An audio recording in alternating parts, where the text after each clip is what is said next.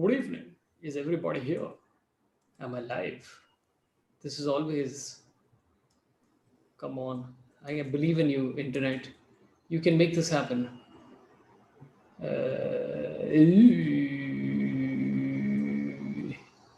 Am I live? Stupid thing. Oh, ads have started, which means I'm live. That makes sense. Hi, everybody. How's everybody doing? Welcome to Double Header today. Sorry for the delay. It was again, as usual, my fault. I started a separate meeting like an idiot, and late OP is once again back in our lives. So I accept it. I admit it. I have accepted, and I have failed in my endeavors to succeed. I hope you guys enjoyed today's morning stream with Akash Chopra. It was really, really fun. I think he was quite honest and interesting and insightful as usual. I'll tell you what today's stream is going to be about. One of my favorite writers. I'll come to that shortly. Before that, just a couple of announcements. On Saturday, we have Sumukhi Suresh, Naveen Richard, and Kanis Surka popping in. On 26th, which is Monday at 6 p.m., we have a separate show altogether, which we're doing with Hardik Pandya, one of the world's top all-rounders. Very excited about that. And Saturday, Sunday, which is this weekend, I have two stand-up shows on Zoom, Rant of the Panth and Traveling Pants. Both two separate shows. You can buy tickets for both. Tickets are on sorabpanth.com. Hello to everybody. Just bought a ticket for Saturday's show, says Harshit. Thanks. I appreciate your commitment to this, whatever this is supposed to be. Utkarsh Neil says, give me a shout out on Twitter as we have late OP. I completely agree. Okay. Sorabh Srinivasan says, call Tanmay. He spoke about this book which helped him overcome the depression.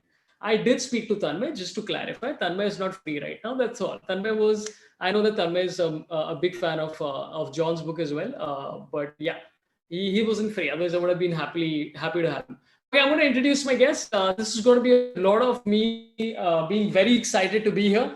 I've read all of his books, not making this up. Okay, sometimes I pretend I have. Actually, I don't. I usually say I've read the first two chapters. I generally have. In case you're watching the stream completely out of the blue and you're stumbling on this, let me introduce our guest before I call him on. He's written quite a bunch of books. So You've Been Publicly Shamed, probably the most famous one. Psychopath Test, Men Who Stare at Ghosts, Them, and Lost at Sea. There's a bunch of others. He's also been involved in a bunch of films like Okja. Is it Okja? Ojka. I feel like I'm getting it completely wrong. Very, very interesting writer, very interesting person. Please give a mental round of applause in your minds for Mr. Jon Ronson. Hi, John. Hello. Hi, how are you? I'm good. Can you see me? We can. We can see you. We can see you loud and clear, if that's a term. That's good. We can see you. I think I've got a better handle on when the video is on and when the video is off than Jeffrey Toobin did. I don't know if you've been. Yeah, I did. That was a sad thing. Well, okay. Here's my question to you. Okay, if say you were in a meeting where that happened, basically if nobody followed the story, he was caught he was caught masturbating in a Zoom meeting or whatever because he thought his camera was off. Right now, if I was in that particular situation, I would probably not go public about it just because I'm like, it was a mistake. Sure. Well, he didn't go public with it. I mean, he was outed. I'm sure he'd have kept it to himself if he hadn't been outed. Well, I would never be in that position because I would never masturbate during a Zoom meeting. That's just not something that I would ever do. I mean, it seems so reckless and just bad. Just everything about it's bad. However, it didn't fill me with joy in the way that it seemed to fill a lot of people on Twitter with joy. Partly because I'm biased. I'm a very big fan of Jeffrey Toobin's and have been for a long time. And my first thought was, oh no, that means Jeffrey Toobin. That means it's over. We can't listen to his excellent commentary anymore. But also, so I felt kind of sad about that. But what an idiot! But at the same time, the sort of joy that Twitter, greeted the incident with, and all the jokes. Some of them were funny, but it felt pretty hysterical. It felt like at a fever pitch of hysterical joy at his demise, which I felt didn't reflect well on Twitter. I think a lot of people were just relieved it wasn't them. Like I have a feeling because I was particularly cautious immediately after hearing the story to make sure that I do this and With disconnect. you. More importantly, Right. and, Yeah. Yeah. Well, that's at the heart of a lot of shamings, I think, is this idea that, okay, it's not me. They're so excited that it's not them. It's like, do you remember that film? What was that film, Apocalypto, that Mel Gibson film, yeah. where people are taken to the top of of some sort of edifice and beheaded, and I think in situations like that, everyone's just pleased they're not the ones being beheaded. Yeah. But that doesn't turn into them feeling empathy in any way for the person being destroyed. They don't respond to it in an empathetic way. They respond to it in a if we join in the throng, then nobody will think that we're bad. Yeah.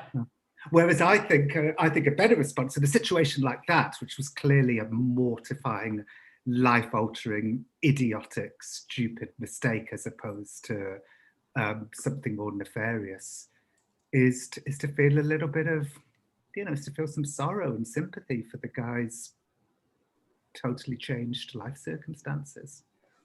I mean, what I meant earlier when I said that I wouldn't have called him out on it. If I was on a meeting where somebody was caught by mistake doing that, I'd probably make fun of them to them, but I wouldn't go I wouldn't go up in public and say that, hey, what the fuck? So if you were at a Zoom meeting and somebody was masturbating, you'd mention it. You'd say you. Yeah, I'd say, hey man, listen. First of all, congratulations. Yeah. Also lubricate. Just like make sure we must take care of it. Well, I wouldn't go on a Twitter rampage about, hey, caught XYZ, caught Jon Ronson touching himself in his. I'd be like, I mean, I don't want you to your entire career to be defined by this one thing. Yeah. So you would point it out like in the moment, because none of the people at the New Yorkers said anything, right? They all they all just carried on with the meeting pretending that it hadn't happened and then said something afterwards. You'd say something in the moment. Yeah. You would. I don't think I'm not sure I would. That makes you a better man than me. I think I'd be so embarrassed I wouldn't say anything. Well, first of all, if I'm the host, I'd switch off his video. I mean, that's just step one. Right. I mean, that's the first thing. Like, I can easily do that to you right now. I'm sure. Like, I can stop your video, and the second thing I would do is probably message him saying, "Hey, listen, maybe not now. This might not be the right time to do this." So you private message him. You wouldn't say it in front of the whole group. I mean, especially if it's somebody who I know, right? I mean, if it's somebody who I know, I'd private message him and say, "Hey, buddy, friend, like, what are you up to?" Yeah. Yeah. You know what? I'd like to think I would do the same. I like to think, but I understand why all the New Yorker writers didn't say anything. Like, I understand their response, but I would like to think I would be as magnanimous. I'd be as kind as you.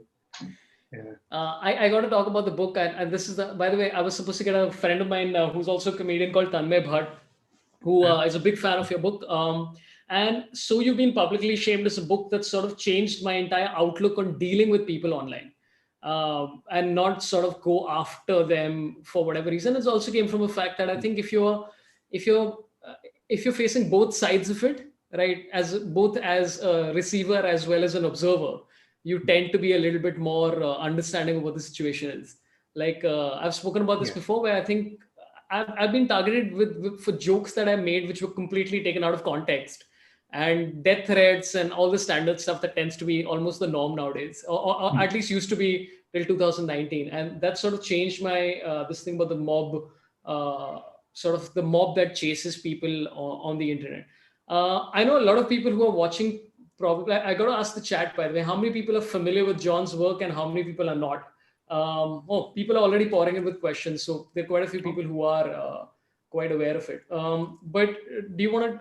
What I wanted to ask you is that So You've Been Publicly Shamed. There were a lot of stories. There was Monica Lewinsky, there was Justine Sacco, there was a bunch of others. Was there any story that you sort of researched but didn't put in the book? Was there anything for whatever reason? Actually, yeah, there was, around the same time, Anonymous were getting involved in sexual abuse cases. And like when college students in state universities in the middle of America were accused of molestation and so on, and the courts weren't doing anything. And so Anonymous took it upon themselves to out the people, and sometimes they would out their circle too. So there was a case when some jock at a party was involved was a bystander at a molestation, and they discovered that the restaurant that belonged to this kid's parents. So they bombarded the restaurant and filled TripAdvisor with comments about, if you go to this restaurant, you might get raped and so on. And so I started looking into that, wondering, because it was so complicated and ambiguous. It's absolutely true that the real justice system, the actual justice system, fails sexual abuse survivors all the time. It's one of the worst things that the actual justice system does. So I thought this was interesting. But in the end, I stayed away from it. And I'm really glad I did, because, well, for obvious reasons, it didn't feel right at the time to poke at the ambiguities of that. And I decided that for that book, what I was really interested in wasn't serious offences. I was interested in the disproportionate punishment of people who are told like a joke that comes out wrong. That felt like the area I wanted to talk about. So somebody would make a liberal joke that came out badly, they'd get on an aeroplane, they'd fall asleep, and while they're on the aeroplane, this joke would go all over the world, and they'd become the worldwide #1 trending topic on Twitter, and by the time they'd land, their life was completely over. So I decided to kind of focus in on stories like that, everyday stories about, I tell you the reason why. A story like that, we could be on either side of it. We could easily be the shamer, excitedly tearing this person to shreds while they're asleep on a plane and oblivious to their destruction. And we could easily be the shamed person too, making a joke that comes out badly. So having written a whole bunch of books like The Men Who Stare at Goats and The Psychopath Test, which was about really abhorrent, strange, extreme behaviour, with So You've Been Publicly Shamed, I thought the right thing to do would be to write about really small things, a joke that comes out badly. So that's why I stayed away from much bigger stories like sexual assault, and I'm very glad that I did. This was way before Me Too, I should say. Yeah. This was 3 or 4 years before Me Too, but so I'm glad I made that decision. Yeah, it's for those of you who haven't read the book, So You've Been Publicly Shamed, it's about John basically looking at people who've been publicly shamed specifically on the internet. As you mentioned, there was a story of Justine Sacco, which is the one which you've spoken about multiple times. And as anybody who puts out any kind of content, which is literally the whole world now, that's the nightmare. The nightmare is that you say something, and it's happened to me where I had put out a joke on Twitter in 2013. And somebody took it out of context in 2016 and started just putting the screenshot all over Instagram, which prompted the 2018 New Year's to basically be me receiving death threats on 31st of December, which is not an ideal way to bring in the new year. And all the display pictures of all the guys on Instagram were people with swords and guns. So you're like, what are you supposed to do in this scenario? So it is, but Justine is that amplified to the next level. Well, that's why it's funny, of all the stories I've told, and I've told thousands of stories over the years by now, the Justine Sacco story is the story that people want me to tell more than any other story. And I think it's because it's like a kind of Brothers Grimm story. It's like a fable that parents tell their children, like a kind of morality tale about the, she's like Red Riding Hood. lost in the forest. With, I should probably explain that for people who don't know. The only reason I tell the story often is because it's, in some ways, it's the perfect shaming story, because it's so shocking. It's not easy. It's not an easy one. It's not somebody who did nothing wrong at all. You know, it's difficult. And it was the first, it was Twitter's first great shaming. So it was like the ground zero of public shamings. So she's the woman who was, just before she got on a plane to Cape Town, she tweeted, "Going to Africa, hope I don't get AIDS, just kidding, I'm white." And so she kind of chuckled to herself and pressed send and got no replies. And she never got any replies because she had 170 Twitter followers. Like, no one ever responded to her jokes. And then she got on the plane and fell asleep, you know, enjoyed. And then when she arrives at Cape Town, she turns on her phone and straight away there's a text from somebody that she hadn't spoken to for 20 years that said, "I'm so sorry to see what's happening to you right now." So there you go. And she got fired. People have figured out which plane she was on, and so they linked to a flight tracker website. So everybody, people all over America and the world were in bars. It was like the Truman Show. Like, just they were in bars waiting for her to land, so everybody could like laugh that we knew something she didn't. That her life was never going to be the same again. People thought that was hilarious, that she was oblivious to her destruction. Which reminds me actually of something I wrote about years earlier in The Men Who Stare at Goats, when I was looking at torture techniques in Guantanamo Bay. And it was all about startling people. Like, the best torture was when you could debilitate someone by startling them. That's the gold standard for torture. So that's kind of what that's kind of what everyone was doing that night when Justine Sacco was asleep on the plane. Oh, the startling one was when you basically blare annoying music and pop music at the. Is that the one, or it's something even worse? No, it's called the Buka effect. This is a long time ago, but it was called the Buka effect. And the way it was described to me was it's late at night, you wake up, you go to the toilet, you're walking down the corridor, a figure steps out in front of you, and you become incredibly debilitated, and then you realize it's your wife. Now, what American torturers try and do is capture that moment when your amygdala kind of explodes before you realize it's your wife. So I would contend, that's called the Buka effect, if you can capture that moment. Wow. So I would contend that what everyone on Twitter was doing that night, it wasn't just social justice people by any means. It was misogynists, it was Donald Trump, like everyone piled in on Justine Sacco that night. And I contend that Twitter that night was basically being torturous. They were doing the Buka effect. It's you mentioned in one of your, I think in one of your TED Talks, you mentioned something that this is the kind of joke that Randy Marsh would make on South Park. And that sort of stuck with me, because I'm like, I think a lot of the people who sort of understand where she was probably attempting to come from, which was obviously to try and make a silly joke. It wasn't like she was intending to hurt people. It struck me. I mean, that night I did what everybody else did that night, which was I saw her tweet. And I thought, great, somebody's fucked. And I kind of sat up in bed and just like waited. But then 10 seconds later, I thought, no, I get what she was trying to do there. She was trying to make fun of her own privilege. She was doing an exaggerated version of her own privilege to mock it. And that's, it's not just what happens in South Park, it's what Randy Newman does. These, people I really admire use that kind of humor. So maybe that's the reason why I felt warmer towards her that night, because I thought, okay, she's doing a very bad example of a kind of joke that I usually like. but nobody said that night. That was the thing. Like you, I think a lot of people kind of got what she was trying to say.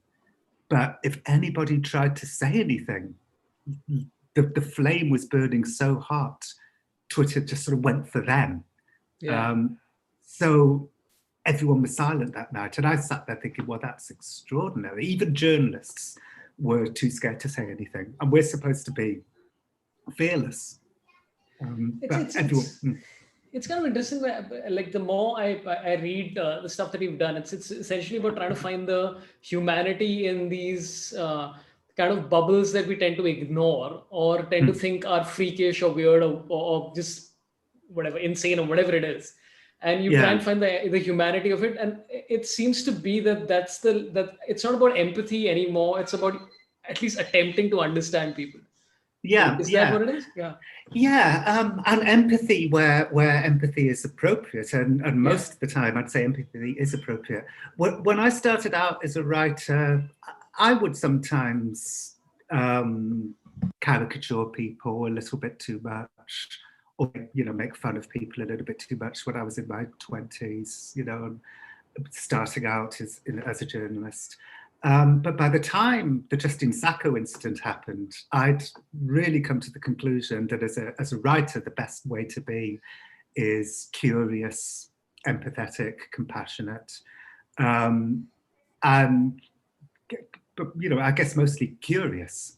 And I noticed that night, and with other similar shamings, the way that Twitter was behaving was the opposite of how I'd come to see how we should treat our fellow flawed humans.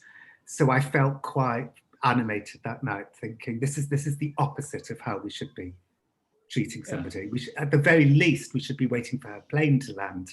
And if anybody said, like, to ask her like what she meant, like explain the joke.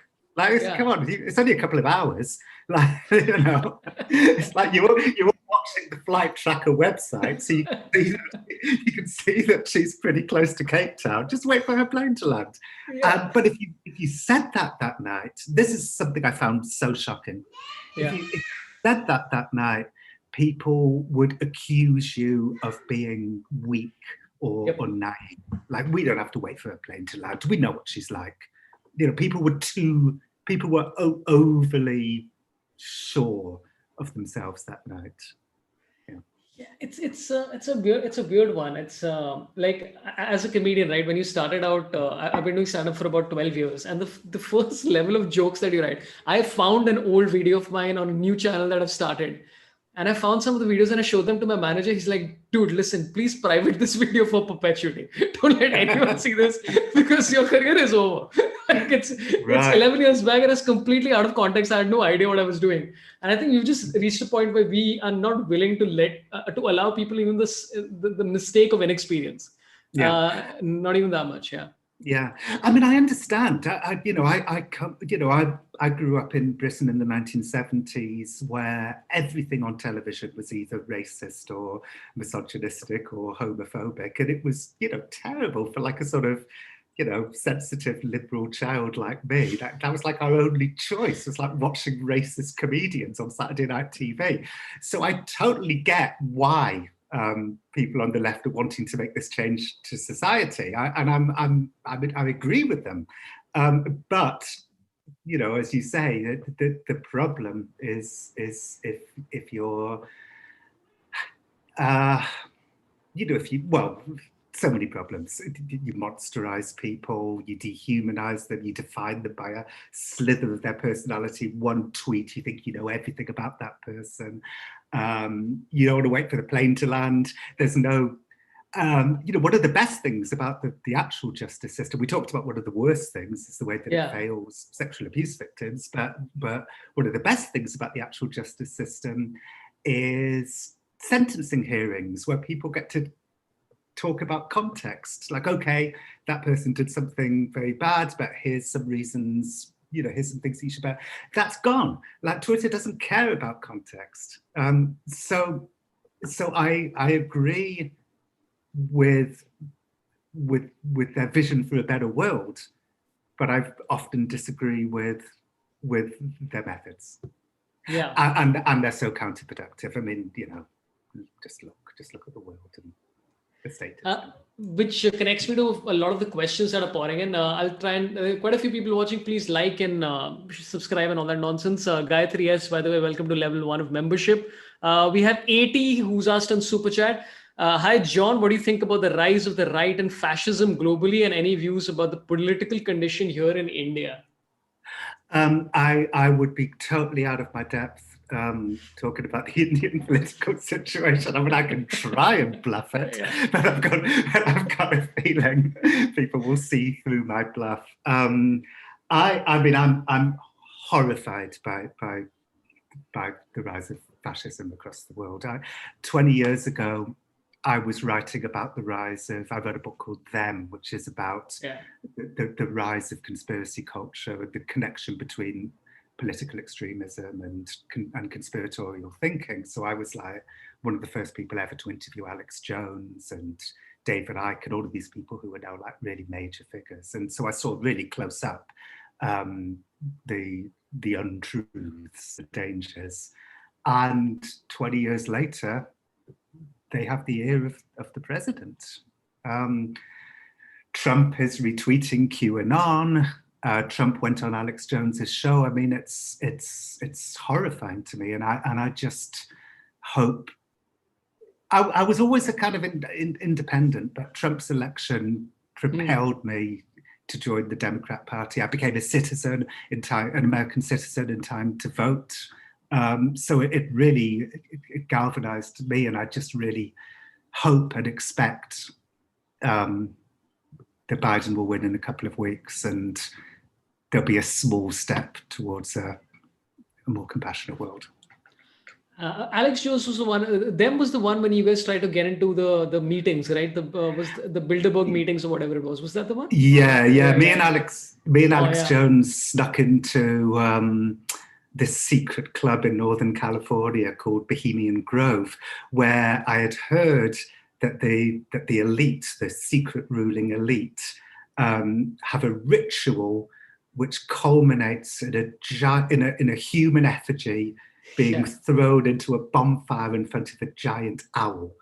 And people like Dick Cheney and George Bush were supposed to be there. And it all takes place in the forests of Northern California. So I thought, well, that can't be true. And then I thought, maybe I should try and get in and watch this. So I asked, the first person I asked was David Icke, who said, no, this is where the Bohemian Grove is where they transform themselves back into giant lizards. Don't people disappear in those forests. Don't go anywhere near that place. Yeah. So then I thought, well, I'll try Alex Jones. And Alex Jones was a very unknown conspiracy broadcaster back then. I happened to meet him at Waco, where he was rebuilding David Koresh's church. And he said, yeah, I'll come with you. We'll get in there, we'll smuggle a camera in, we'll get right up in those devil-worshipping globalist faces, and we'll confront them going about their evil Satanism. And I said, I think stealth might be a better approach. And Alex said, okay, stealth. So we snuck in. We dressed. We were told that the way to successfully sneak in was to buy some preppy clothes and just walk up the drive, giving the security guard a kind of "I rule the world" wave. So that's what I did. But Alex went in through the undergrowth, and we managed to secretly film the ritual. It's a ridiculous story. I remember reading it, and like so in Hindi, right? We have a term which is "fat gai," which means that your ass exploded just reading this. And my ass exploded reading this because I was anxious for you guys, even though I know you've come out safe because you've written it, obviously, so you're fine. And by the way, pretty good Alex Jones. I have to say that's a pretty good Alex Jones. Thank you, sir. I was terrified that night. I'm not a fearless person. I did not want to go in, but I had to. You have to go where the story takes you. And I snuck in, and thank God I did. It changed both our lives. I didn't see Alex for years after that, but I saw him at the Republican National Convention in 2016, and he kind of came over to me and said, our lives are entwined, which doesn't feel great given what Alex has got on to do in his life. But I can't, and I had to tell some other stories about Alex because I felt that he'd become such a malevolent figure. It wasn't enough to just tell funny stories about him. Like I had to make a stand. So I told some other stories about him, about what he was like at school as a bully and so on. Yeah, but it's a funny feeling that my life will always be entwined with Alex Jones's life. Wasn't them the one where you had a conversation with this gentleman who turned out to be on the terrorist list or something in the UK? Wasn't that this? Was there was some such story, wasn't it? No. Oh yes, that's Omar Bakri Mohammed. I spent a year with I spent a year with Omar Bakri Mohammed. He was the head of Al Muhajirun, which at the time was a prescribed sort of semi-terrorist group in Britain. Stupid internet. Conks over the worst time. Sorry. Yeah.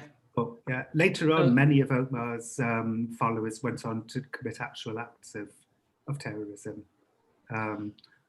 It says my internet connection is unstable.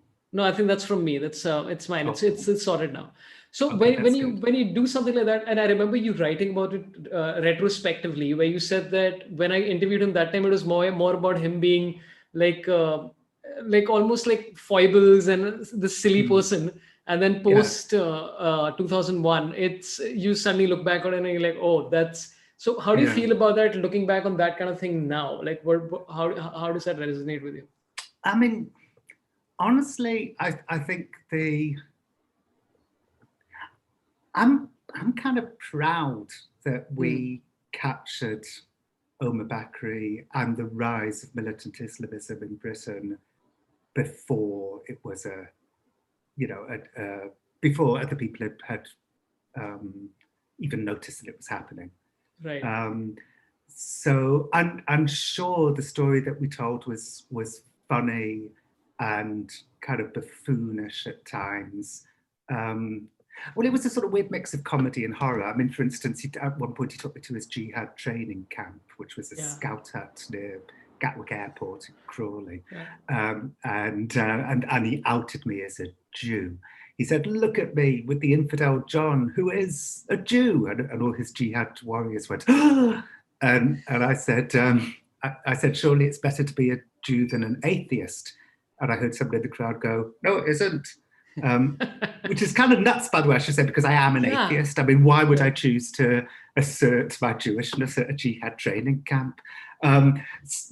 Later on, it turns out that at that very scout hut, people passed through who went on to be suicide bombers and so on. Yeah.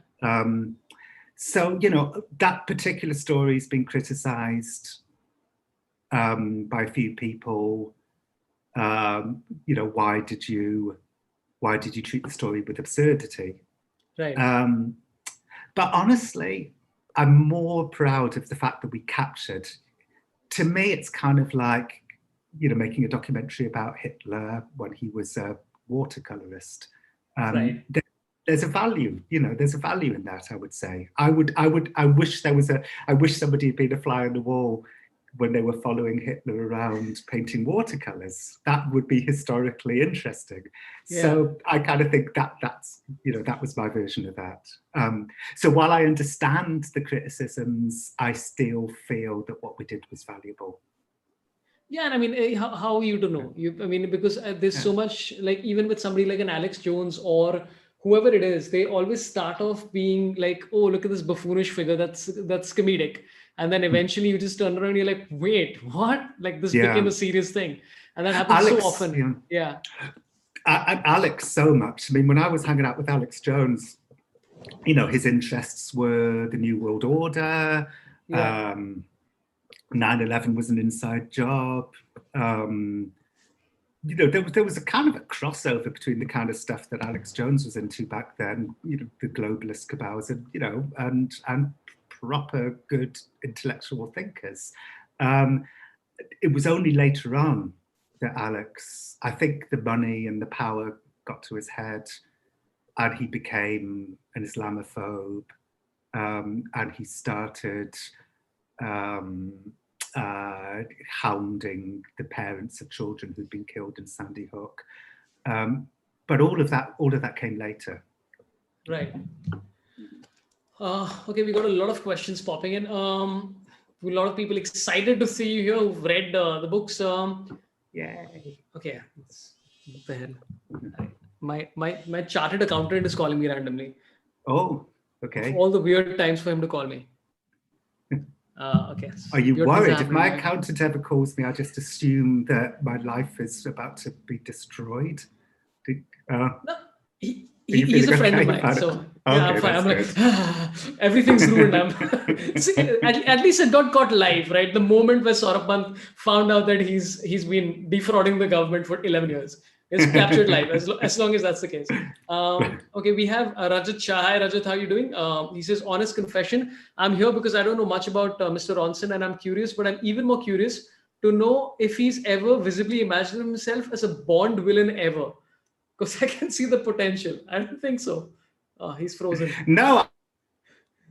When Ian Fleming's, when it was the 50th anniversary, I think, of Ian Fleming's death, The Guardian asked me to recreate a James Bond journey. So I would, I'd get the same car, I'd eat in the same restaurants, and so I was like, great. So yeah, yes. So I chose Goldfinger, which is a journey from London. It was in a I can't remember the name of the car. Very fancy car. It was to Geneva. Right. In this, so you eat in the same. So I ate the same meals that Bond ate in the same restaurants on the journey. It was horrific. He ate so much. I was belching and I was like cramping and it was just long journeys. The car, I felt like I want to vomit and I would wake up in the middle of the night, like I had to drink the amount of drinks, like a bottle of wine followed by like 5 glasses of brandy, and I would like wake up screaming in the night.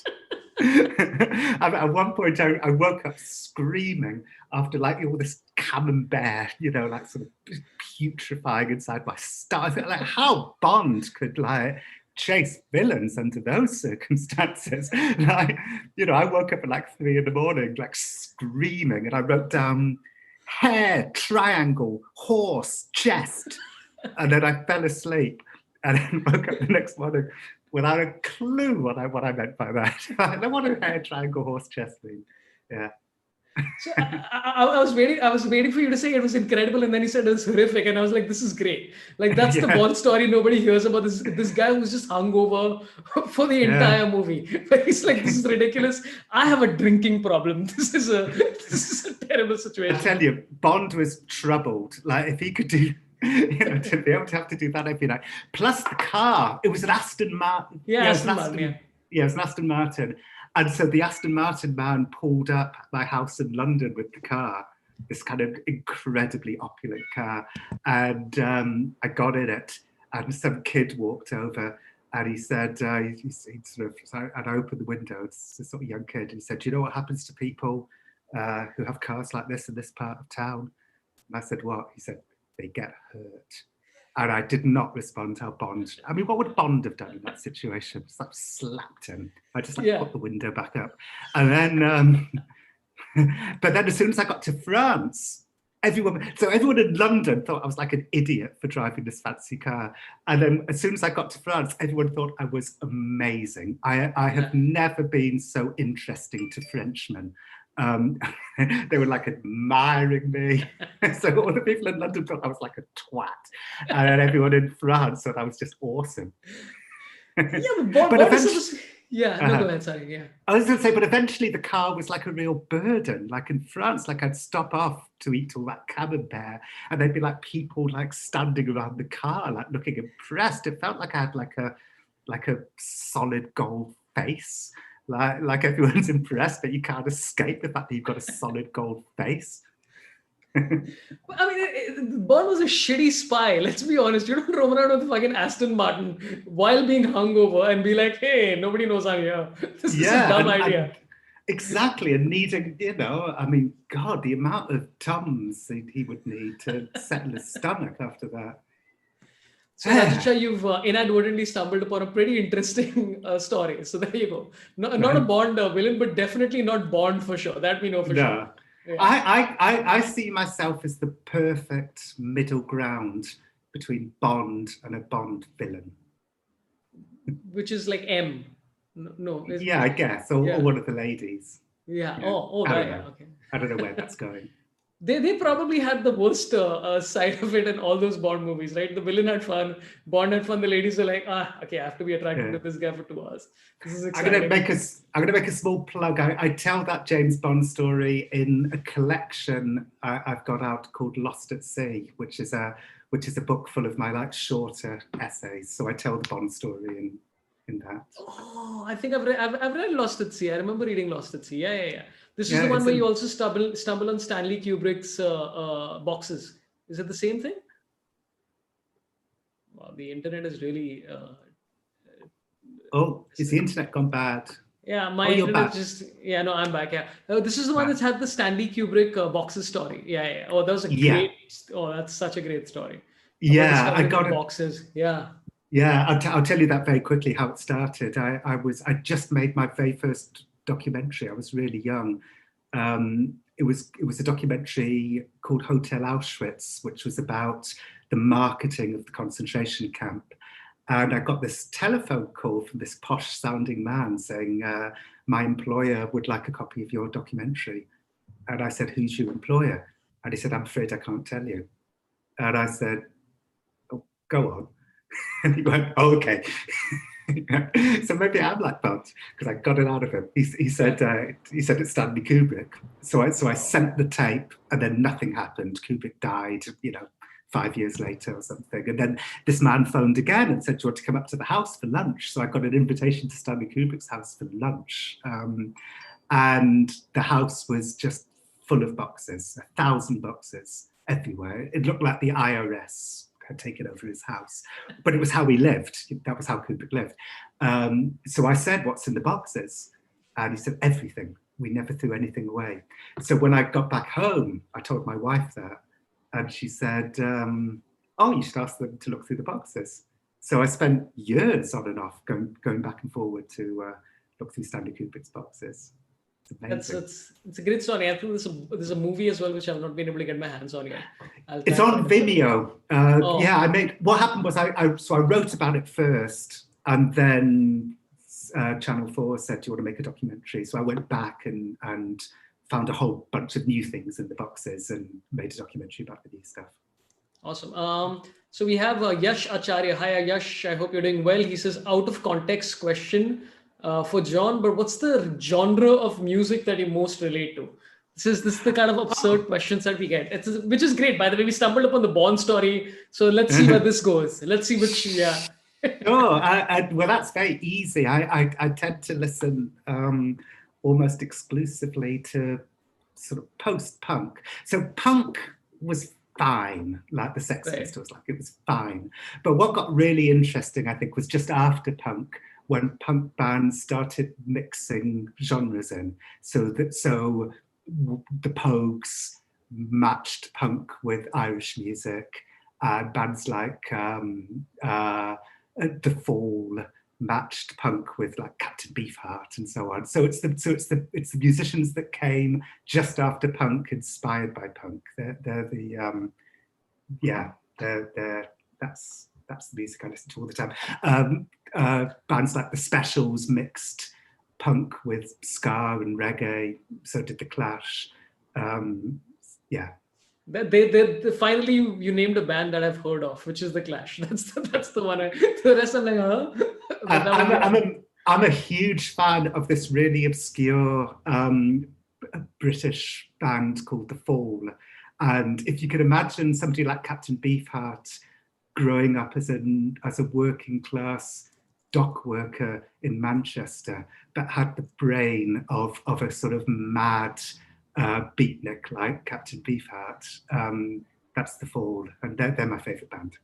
Awesome. So The Fall, I got to check out The Fall as well. See, the list grows longer of things we have. No one likes them. It's very, very hard to get people. The Fall did not make themselves easily likable. You have to work really hard to like them.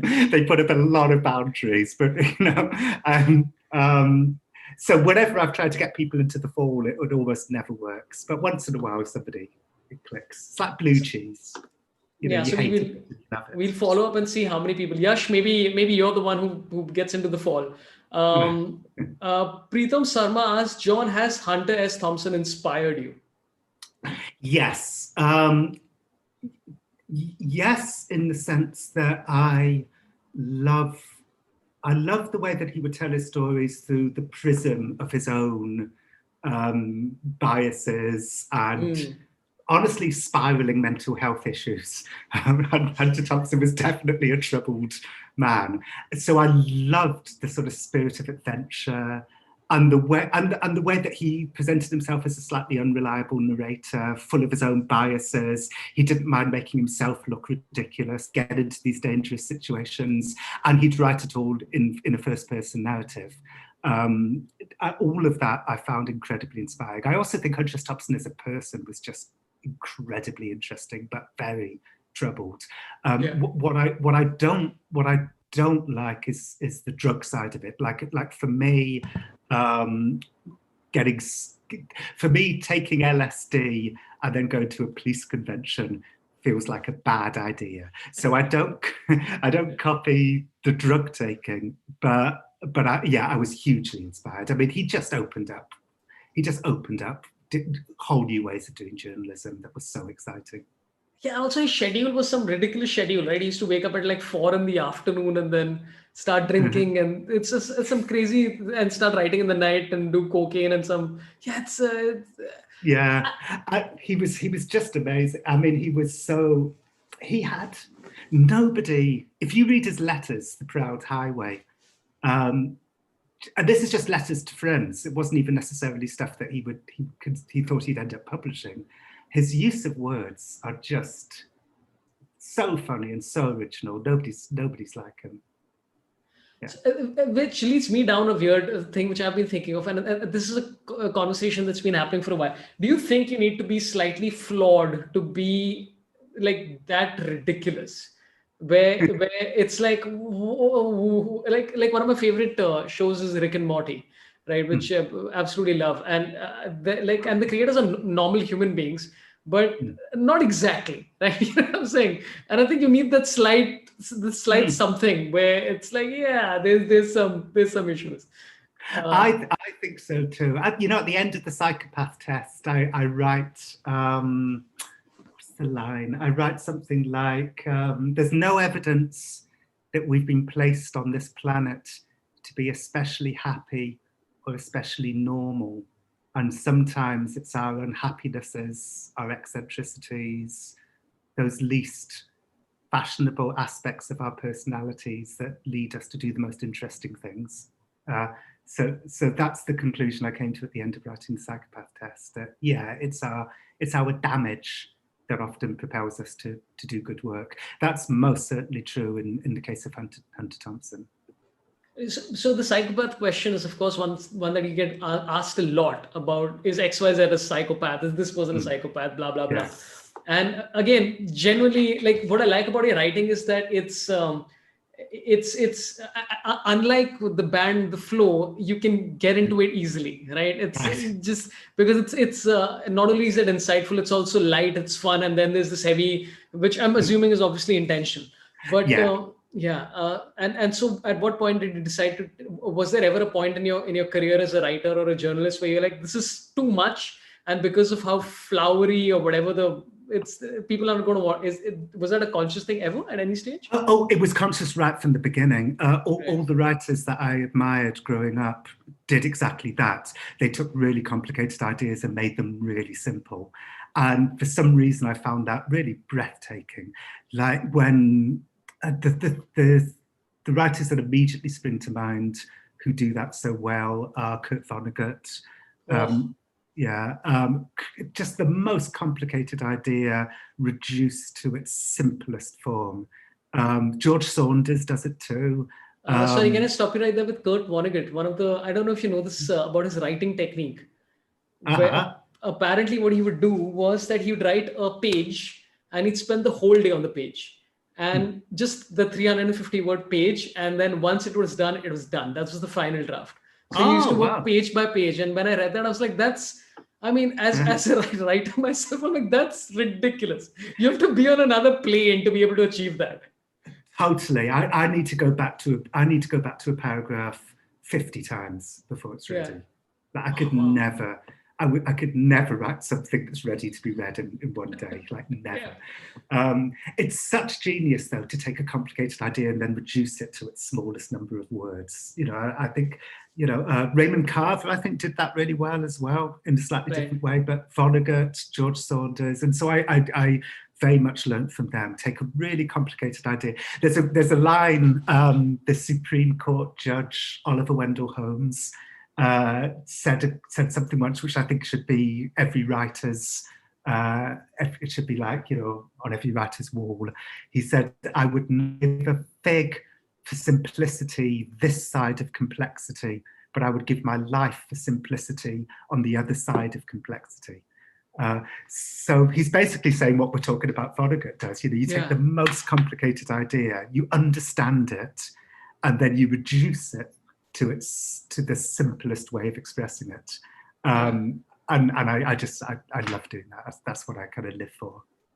Like I never understood the theory of relativity, and then somebody just that very simple example of there two people playing ping pong on a train, and then it's about, and I'm like, that's such a simple example, and it's such it's obviously not as simple as that, but just the basic of that, I'm like, it required somebody very intelligent to come up with taking this very complex argument and putting it into this, and I'm like, that's it's just genius. So I gotta ask you, like, when you embed yourself in this world, right? Whether it's the psychopath test, where you're trying to figure out like what makes a psychopath and all the rest of that stuff, or Men Who Stare at Goats, which is about the insane things that happen in with that the LSD testing, blah blah blah. And I think you mentioned this about the podcast. What was the porn podcast? I did two. The first was called The Butterfly Effect, and the second was called The Last Days of August. Yeah. So you mentioned somewhere that being like making Last Days of August basically put you in a space of temporary depression. What is, like, how do you, and I know that the reason I'm bringing this up is not to remind you of it or anything like that. It's just that I feel that, like, currently everybody, and I get this a lot from people constantly, specifically now over the last 7 months, everybody locked in their homes, all the rest of that stuff. And I think it's more important than any other time for people to look at their head a little bit more. So how did you know that you were into it? How did you get out? If you're okay talking about that? Sure. Well, so I spent a year trying to do this, you know, telling this story about a porn star called, her real name was Mercedes Grabowski. Her porn name was August Ames, who took her life. And, you know, at the beginning of the year, I was thinking, oh, you know, I'm a big fan of true crime podcasting. You know, I'll make a true crime podcast, you know, without really thinking it through, because you're dealing, you know, you're spending every day with grieving loved ones and really digging into why a person took their life.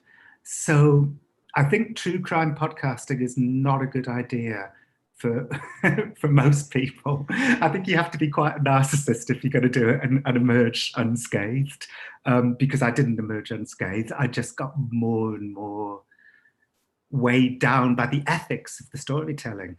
Like, how can I tell this story, this impossible story, in a way that's fair to everyone, including people who were close to her, who inadvertently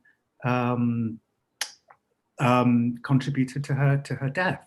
It was like, it was impossible. And, you know, maybe if I'd been 25 when I was doing this, I would have had a different experience. I would have just told the story. But, you know, I'm double that age now, and it wasn't easy. You know, the sort of the sense of responsibility just felt too much. And it grew and grew and grew over the whole year until I basically just collapsed. And it never, I mean, I have anxiety. I've had anxiety my whole life, but I've never had depression. Like, it's the only time I've ever experienced depression. And yeah, I just collapsed. I was in a restaurant with my wife on New Year's Eve a couple of years ago, and I just sort of, you know, it just got too much, and I collapsed, and I was pretty incapable of doing anything for three months maybe, and it still took. And even after that, it took quite a long time to get completely back to normal. I mean, I'm not, you know, I think I'm probably completely back to normal now, but it's hard to describe. It's this. I was lucky because what I was diagnosed with was situational depression, which means which is a much better depression to get. You know, if you're going to have depression, get situational depression, because if you can change the situation, then the depression goes away. It's not. I guess it's acute and not chronic. So finally, you know, we put the show out, and I should say, all my panic about getting the show ethically right worked. You know, the show was really liked, and everybody, you know, most people who reviewed it commented on how it was a really ethically complicated story, and I had got it right. So that helped me get over, you know, the depression. But certain things have kind of changed forever, I would say, as a result of it. I'm not.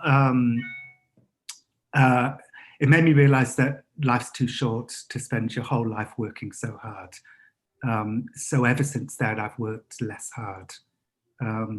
Instead of doing 3 stories at once, I only do 1 or 2 stories at the same time.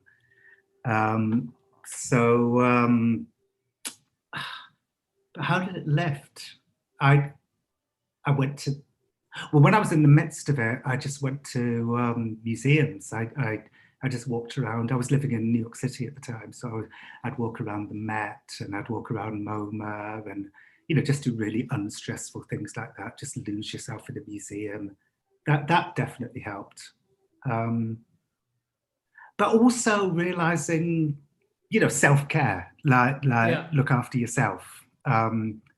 If people were contributing to my bad feeling, like if there were people in my life who were, you know, manipulative or malevolent, I made much more of an effort to sort of distance myself from them. So that helped too. So in a way, it was like, it was a sort of wake-up call to improve all aspects of my life. I've never, none of that was prepared. I was just like thinking it out as I was talking. Yeah, it's such a, like, when you're in a zone like that, I don't know if that's what happened to you, which is that step. It's not about stepping away from the. It is actually about stepping away from the path before you come back to the path.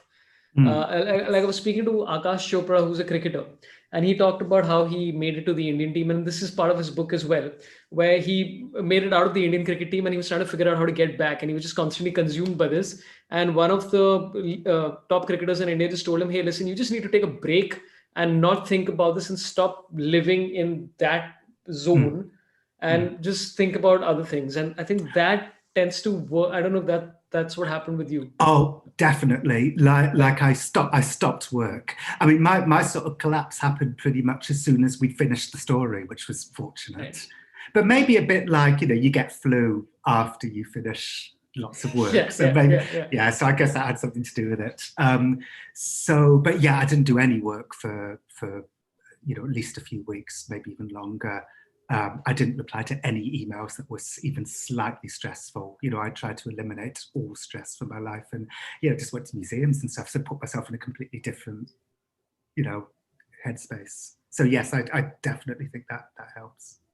I just realized now that I'm talking to you, I did a similar thing where I was in a very weird mental state because I was putting too much pressure on myself. And I decided that and I timed this. I'm like, hey, listen, 1 month from now, I'm going to take 3 months from doing live stand-up. And so for a month, I went nuts, where I just earned like as much money as I could as a freelancer, knowing full well that for 3 months, I'm going to take that break. And I took the 3-month break. And as soon as I came back, I remember getting on stage for the first time there were like 12 people in the audience, and I'm like, fuck, this is great. Yeah. I'm happy. This is why I'm fucking making you laugh. This is why I'm here.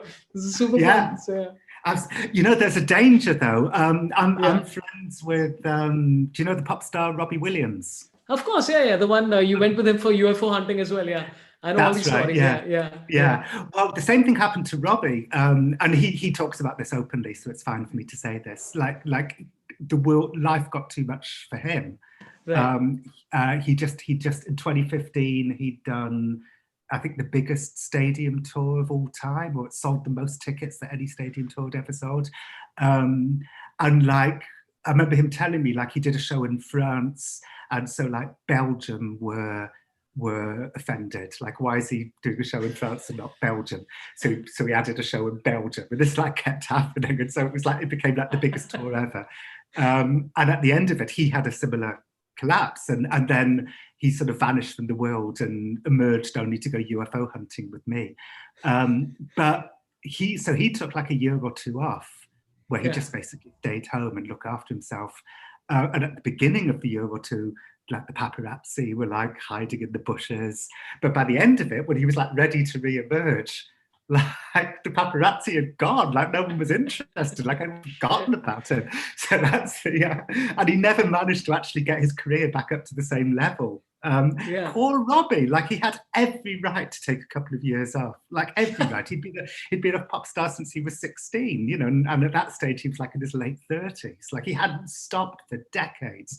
He had every right to take a couple of years off, and it screwed up his career because it was like a year everyone forgot about him. Yeah, but I mean, at least he went out with that. He went out with this insane, like, like I took a break after selling 73 tickets in Ghatkopar, which is a small, like part of Mumbai. So I'm like, hey, this is, I would, but yeah, I mean, everybody has their own tales. Do you have any more time, or are you in? Do you want? We could do another few minutes if you like. That'll be, yeah. My dogs have been well behaved. My wife is away, so I'm looking after the dogs. I thought this would get interrupted with constant barking, but no, they've been good. That's my soothing voice through the headphones is really, I saw your dog. Yeah, I can. Look. Sleeping away very nicely, living the dream. Yeah. There she is. Yeah. Okay, we have a couple more questions. We have Varun Tulsian who asks, "Good morning, Mr. Jon. Have you read any Indian crime thrillers?" No, I'm sorry. I should have prepared. I feel bad. No, and I've never been to India. Oh, dude, you gotta come. Dude, it's a world like. There was a point where I was, I think, inspired by reading you and Louis Theroux and a bunch of other people. I was like, hey, I gotta start uncovering some interesting things. So I went for a kushti, which is an Indian wrestling thing where there's mud involved and there's these wrestlers wrestling in mud, and you think it's about wrestling, but it's not. It's about politics. Because one wrestler is supported by this political party, and then the other one is supported by the other political party. And you can see all of it, and it's incredible. So yeah, I mean, I watched your routine about when I agreed to do the interview. I looked you up, so I watched the routine that you did about arranged marriages, and I mean that was so interesting to me. Like coming from a culture that just where arranged marriages just don't exist, it was so interesting for me to watch you. Be funny about the nuances of it and the audience. It was like, I found that really, really interesting. Both very funny, but also just really interesting to get that insight into like people's complicated feelings about arranged marriages. Yeah, thank you so much, by the way. And also, it's about 55% of Asia apparently. All of Asia has a variation of arranged marriage. But yeah, it's like one of my favorite bits. Bill Burr came to India to do a show. And he said something about how there's a lot of stray dogs in Mumbai. And I never realized that. And he just mentioned, he's like, dude, they're just dogs roaming around. And I'm like, yeah, we've known that. And we just didn't realize. This is a very fairly unusual thing for any city where there's just dogs roaming around. So yeah, I mean, I'm not saying that arranged marriage is like dogs roaming. I'm just saying that it's one of those interesting things. Yeah. Okay. Utkarsh Neil says, Jon, I would like to ask, does his book tell us about are we psychopath or not? I'm in a doubt. Yes. Yeah. If you read the Psychopath Test, you will. They'll definitely. I didn't anticipate this, but Yeah. many people who've read the book say that at one point during the book, they start to think, oh my God, am I a psychopath? Are they a psychopath? And then there's a moment in my book where I say that if you're worried about being a psychopath, that means you aren't one, because psychopaths just never worry about being psychopaths. And so many people bring that line up to me, like they were saying, I was reading a book, I was really worried I was a psychopath, and then I read that line and I was like, oh my God, thank God. Which is the book that people sort of come up to you the most about? Is it So You've Been Publicly Shamed? Or is it, I'm assuming those two are the top ones. Yeah, probably I'd say the Psychopath Test and So You've Been Publicly Shamed. They have very different lives. The Psychopath Test has sold many more copies than So You've Been Publicly Shamed. It was a much bigger seller, but with very little noise. It's just, there was a lot of word of mouth. Like a lot of people just liked the book and told their friends. I didn't do very many interviews. It just had its own life. Whereas So You've Been Publicly Shamed, it sold fewer copies, but it's a noisy book. Like people bring it up all the time in like articles about cancel culture and so on. So they have very different lives. One, I suppose, is more culturally influential. Other one is more like popular. And of the two, I don't like noise. So of the two, I think I prefer the Psychopath Test because I just like its quiet success. Right. You know, So You've Been Publicly Shamed felt like letting off a hand grenade. You know, it was noisy and everybody had an opinion, and yeah. Well, you spoke on Twitter about getting criticism for that book. What is the criticism? What's people's complaints about it? The basic complaint is that social media shaming is one of the only weapons that the dispossessed have. Right.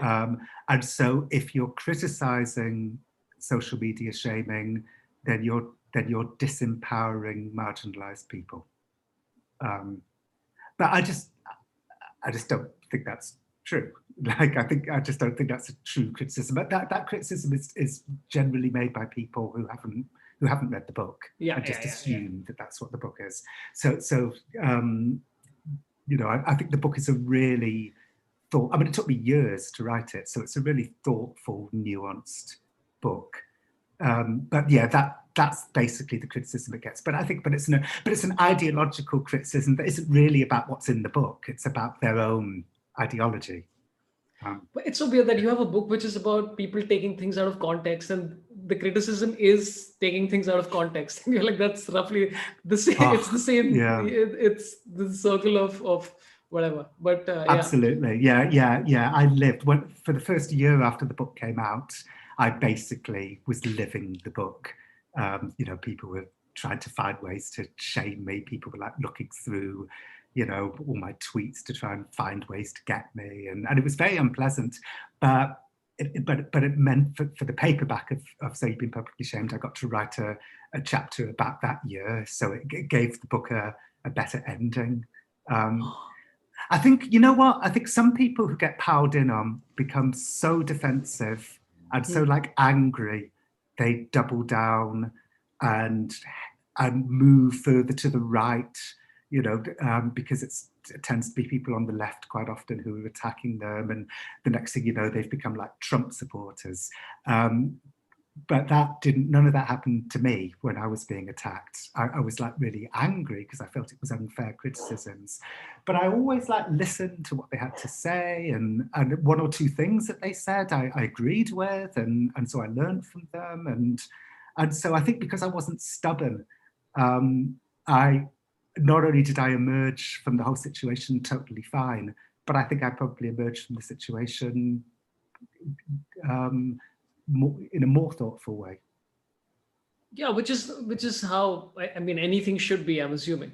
Jon, you've been very kind with your time, and thank you so much for doing this. I really appreciate it. And this is the time where anything that's I'll personally plug. So You've Been Publicly Shamed, super fun. There's also, now that you mentioned, you did Elephant in the Room as well, which is the Republican convention. That was me reconnecting with Alex Jones. But then I did another story for This American Life about Alex Jones's childhood.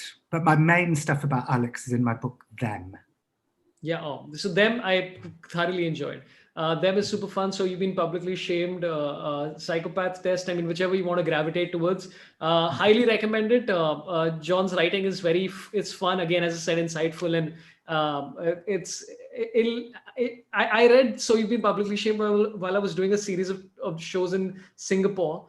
And it was very interesting. I'm not saying this just to say that, hey, I do shows in Singapore. I'm just saying that I happened to be reading it and I was just all alone reading the book and it was beautiful. So, yeah. Wow. One time I landed, well, thank you for saying so. One time I landed in Singapore and I had a sleeping tablet in my hand, and the pilot, as we were landing, I'm sure you've had this, said that if any of you have any drugs on you and are caught, the punishment will be death. And I'm like looking at my sleeping pill thinking, anyway, as you can tell, I wasn't executed. Yeah.